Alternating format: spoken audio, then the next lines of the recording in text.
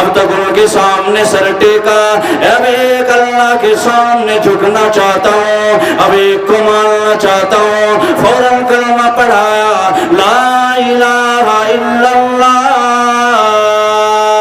کلمہ پڑھنے کے بعد وہیں بلال نے اذان دے دی، اور بلال نے جب اذان دی سیدنا عمر نے پوچھا، اے بلال یہ کیا ہے؟ حضرت بلال نے بتایا، عمر یہ اعلان ہے۔ کس چیز کا اعلان ہے؟ بتایا گیا نماز کا اعلان ہے۔ کون نماز؟ کیسی نماز؟